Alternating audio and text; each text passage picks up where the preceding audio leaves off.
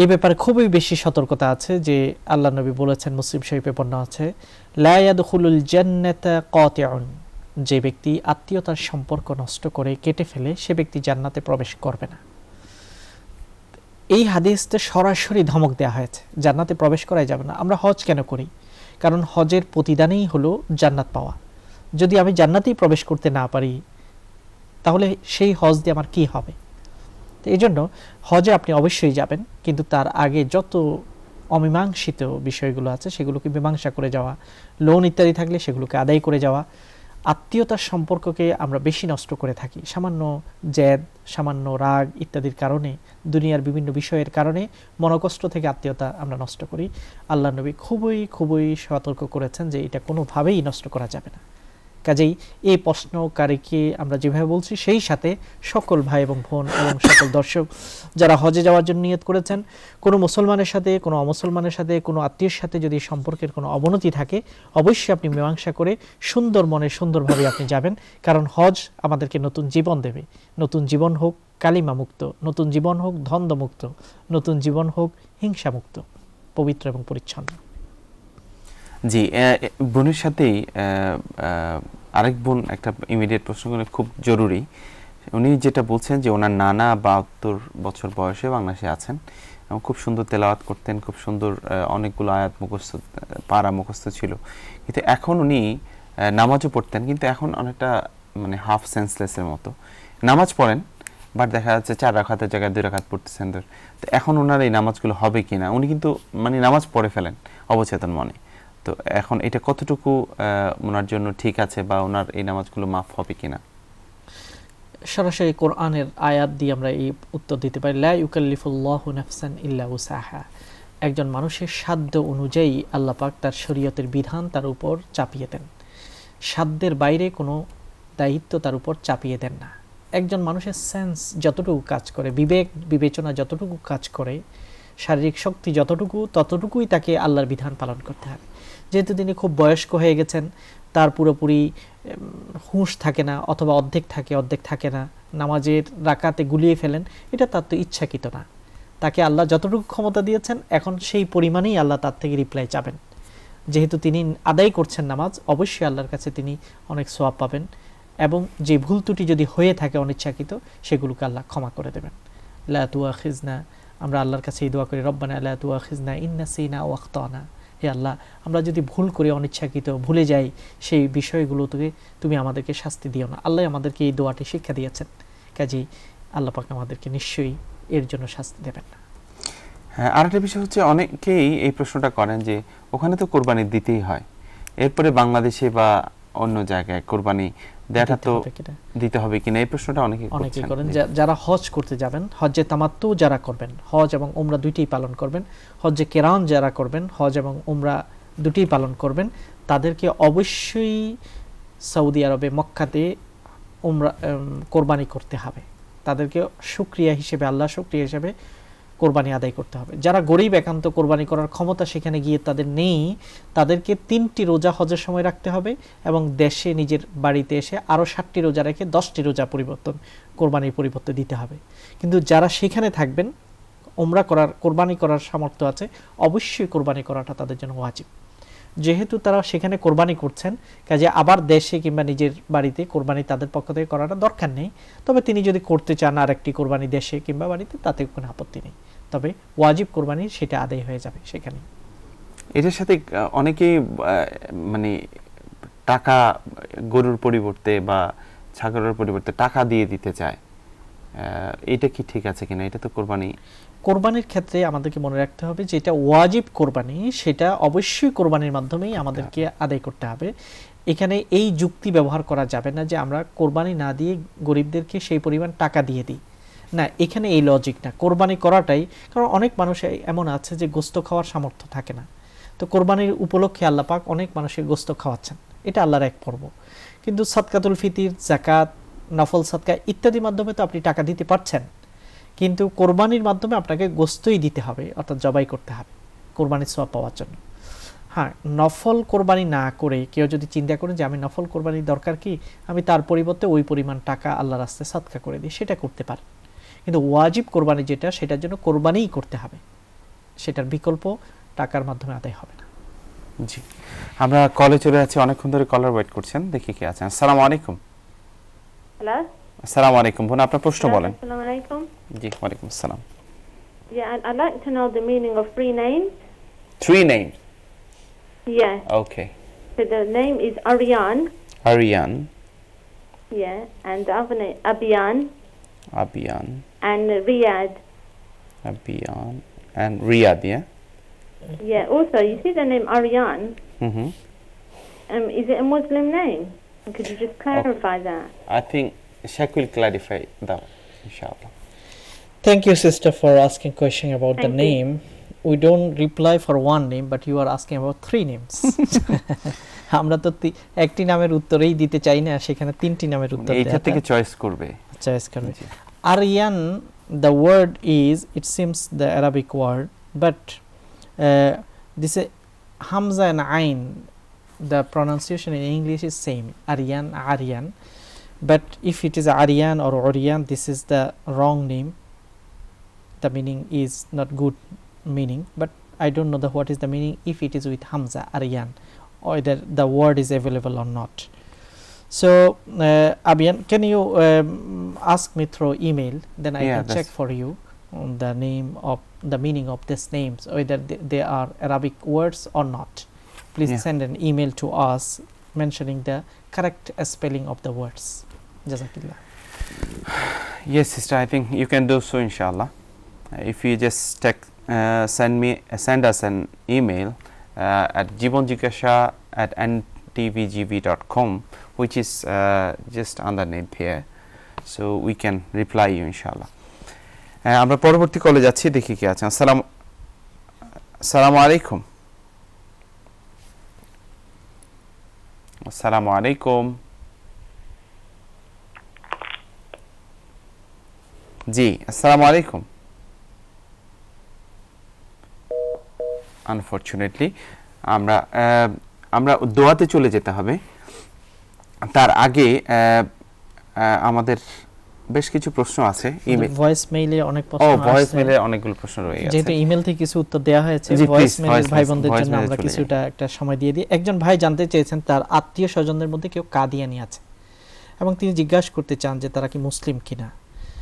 আসলে কাদিয়ানিদের ব্যাপারে সকল স্কলার, বর্তমান পৃথিবীর সকল স্কলার এই ব্যাপারে একমত যে তারা আল্লাহ নবীর পরেও গোলাম আহমদ কাদিয়ানিকে তারা নবী হিসেবে গ্রহণ করেছে, কারণ তার লিটারেচার সেটা প্রমাণ করে। সেটা তারা অস্বীকার করুক কিংবা স্বীকার করুক, তাদের লিটারেচার যেহেতু গোলাম আহমদ কাদিয়ানিকে তারা ব্যক্তি হিসেবে গ্রহণ করেছে, তাদের গুরুত্বপূর্ণ ব্যক্তি, এবং তিনি দাবি করেছেন তিনি নবী।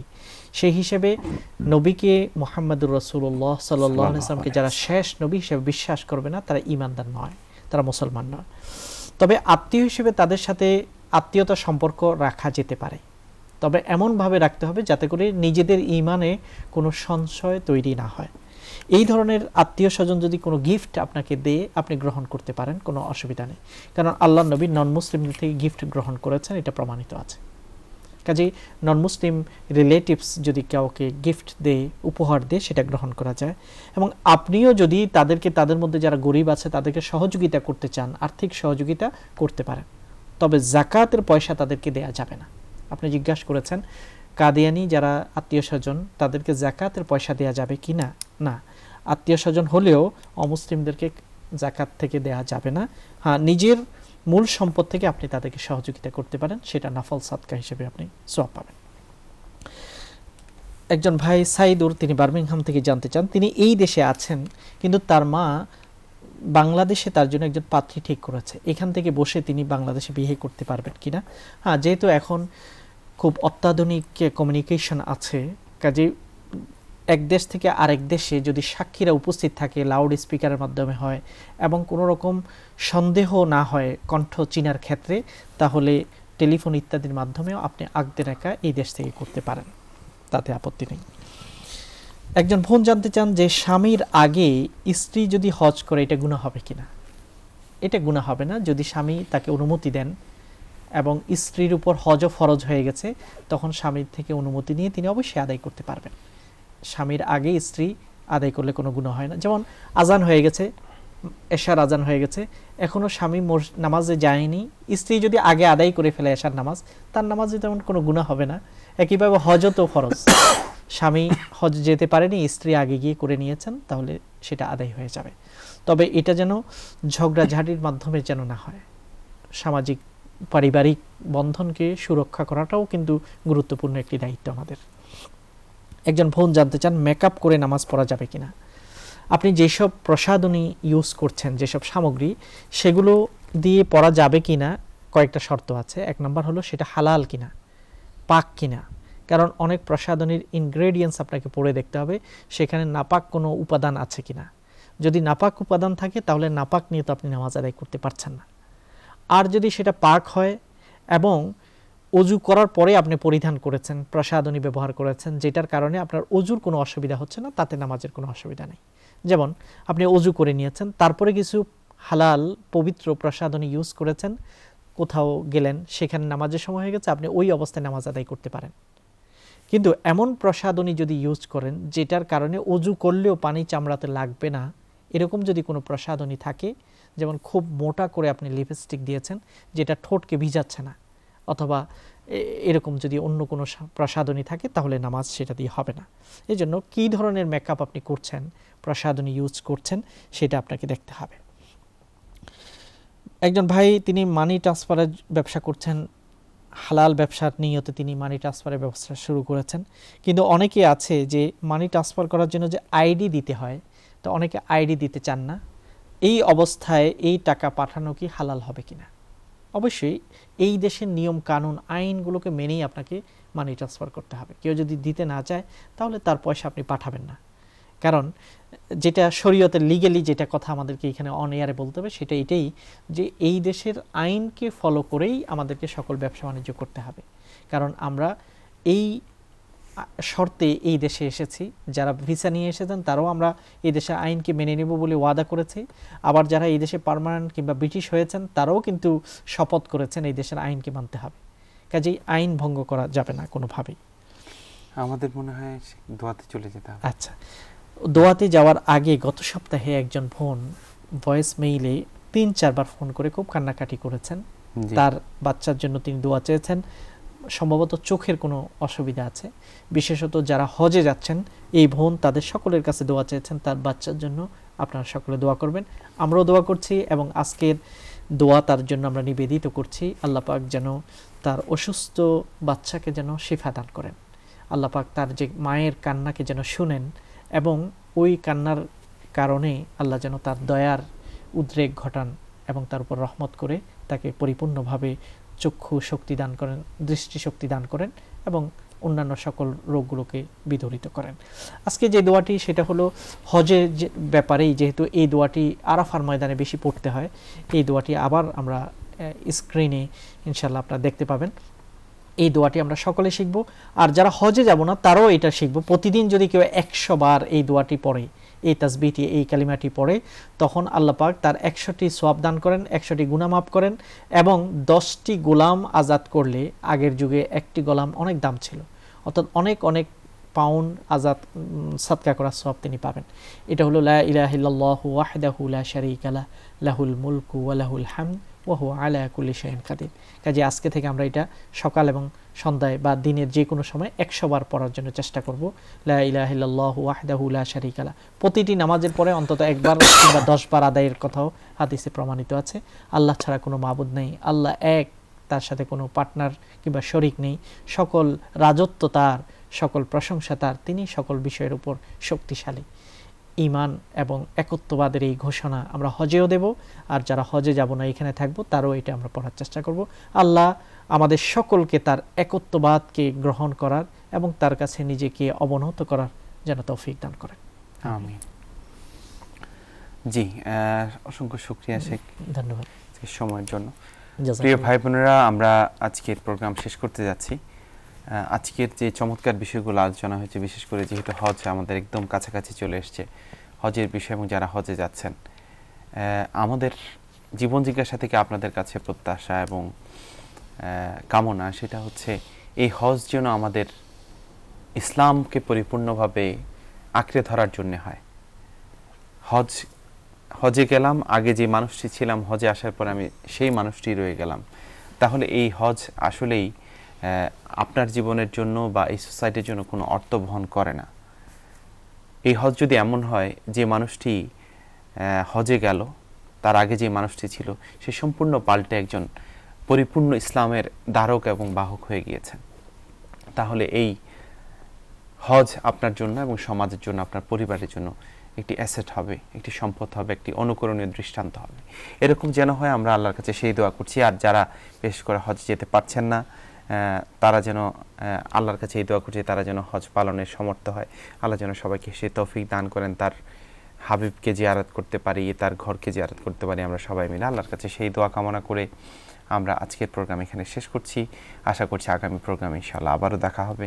ওয়া তৌফিক ইল্লা বিল্লাহ। আসসালামু আলাইকুম ওয়া রাহমাতুল্লাহি ওয়া বারাকাতুহু। তোমরা আল্লাহর কোন কোন নিয়ামত করবে অস্বীকার, যেখানেই তাকাবে দেখবে শুধু তার নিয়ামত সম্ভার। তোমরা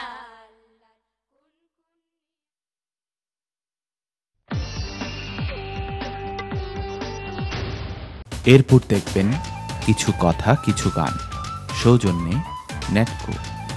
জয়া লুকাস উদযাপন করছে প্রতিষ্ঠার ৫ম বছর। এই উপলক্ষে আপনাদের জন্য নিয়ে এসেছে স্পেশাল গিফট এবং নানান ধরনের অফার। ক্রেতাদের জন্য রয়েছে 50% ডিসকাউন্ট। ডায়মন্ড জুয়েলারি কিনলে পাবেন 5% ভাউচার এবং সোনার গহনা কিনলে 3% ভাউচার। নির্ধারিত সোনার গহনায় কোনো মেকিং চার্জ লাগবে না। আজই আসুন আমাদের শোরুমে 284 green street, London E7 8LF। আমাদের প্রতিষ্ঠা বার্ষিকীর উৎসবে আপনি আমন্ত্রিত। Joyalukkas, the world's favourite jewellery. আনন্দধারা বহিছে ভুবনে আনন্দময়ের আগমনে বাংলাদেশ হিন্দু কল্যাণ পরিষদের আয়োজনে শারদীয় দুর্গা উৎসব 2011 অনুষ্ঠিত হবে 14ই আশ্বিন থেকে 16ই আশ্বিন পর্যন্ত। প্রতিদিন সকাল 10টা থেকে সন্ধ্যা 7টা পর্যন্ত পুজো এবং সন্ধ্যা 7:30 থেকে রাত 10:30 পর্যন্ত আরতি, ভক্তিগীতি ও সাংস্কৃতিক অনুষ্ঠান। শারদীয় পূজা নিয়ে আসুক সবার জন্য অপার আনন্দ। বিনীত নিবেদক রিপন ঘোষ, সভাপতি কৃষ্ণকান্ত বৈষ্ণব, সাধারণ সম্পাদক বাংলাদেশ হিন্দু কল্যাণ পরিষদ, প্যারিস, ফ্রান্স। যোগাযোগ প্রশান্ত দে, শান্তি সরকার এবং অবনী দাস গোপাল। বার্মিংহাম অ্যাস্টনের রূপালী এক্সপ্রেস বিশ্বস্ততার সাথে আপনার কষ্টার্জিত টাকা দ্রুত গতিতে পৌঁছে দিতে পারে বাংলাদেশের যে কোনো স্থানে, এবং রূপালী কার্গো সার্ভিস আপনার যে কোনো মালামাল কম খরচে অল্প সময়ে বাংলাদেশে পৌঁছে দিতে পারে সম্পূর্ণ নিরাপদে। এছাড়াও রূপালী এক্সপ্রেস দিচ্ছে সুলভ মূল্যে বাংলাদেশ সহ বিশ্বের যে কোনো দেশের এয়ার টিকিট এবং উমরা প্যাকেজের সুবিধা। Rupali Express 299 Witton Road, Aston, Birmingham. Phone 012132888567. Orchid Money ট্রান্সফারের সৌজন্যে আজকের কারেন্সি রেট।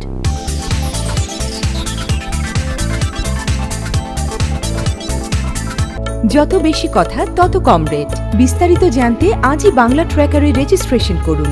দেশে কথা বলুন মাত্র 1.8 Penney per minute. Wow! Leica Mobile have slashed their rates once again to give you even better value. You can now call Bangladesh landline for only half a penny per minute. Call Bangladesh Mobile for just 5p per minute. You can also call any UK landline for just 3p and mobile for 10p per minute. To get your free SIM now, visit leicamobile.co.uk or call us on 0207 132 0322. Terms and conditions apply. Leica Mobile. Call the world for less. The UK Group proudly presents its brand new UK departmental store. Under the same roof, we provide wedding saris and lehengas, 22-carat gold jewellery, ladies' salwar kameez and handbags, menswear, kidswear, perfumes and much, much more. To celebrate our grand opening, we're giving our customers the chance to win a Mercedes-Benz if they spend £150 or more in our store. UK, 259 Whitechapel Road, London E1 1DB. Road traffic accident যে কোনো সময় যে কোনো স্থানে হতে পারে তাতে আপনার কোনো দোষ নেই। I just had an accident in Birmingham. Could you recover my car? Yes, distance not a problem. Automec will give you a replacement car. I had an accident in Cambridge. How can I get a legal help? Automec আপনার হয়ে সমস্ত legal fight চালিয়ে যাবে এবং এনে দেবে আপনার প্রাপ্য। ক্যামব্রিজ, বার্মিংহাম, লটন কিংবা লন্ডন, ইউকের যে কোনো প্রান্ত থেকে একটি ফোন কলে যাবে। Automec is one phone call away. Call 0845 838 1185. ছোট বড় ঘটনা নিয়েই আমাদের জীবন। যদি আপনি দুর্ঘটনার শিকার হন তাহলে আপনার প্রয়োজন প্রফেশনাল হেল্প, প্রিভিলেজ ক্লেম দিতে পারে সেই সহযোগিতা। আমাদের রয়েছে স্পেশালিস্ট টিম যারা আপনাকে দিবে রিপ্লেসমেন্ট কার আর আপনার গাড়িটি রিকভারি ও রিপেয়ারের ব্যবস্থা করবে। এছাড়াও আমরা আপনার পার্সোনাল ইনজুরির সকল পেপারওয়ার্ক তৈরির পাশাপাশি আপনার ক্ষতিপূরণ 100% নিশ্চিত করব কোনো ডিডাকশন ছাড়া। Call Privilege Claims on 020-8980-0309. Privilege Claims gets you back on the road.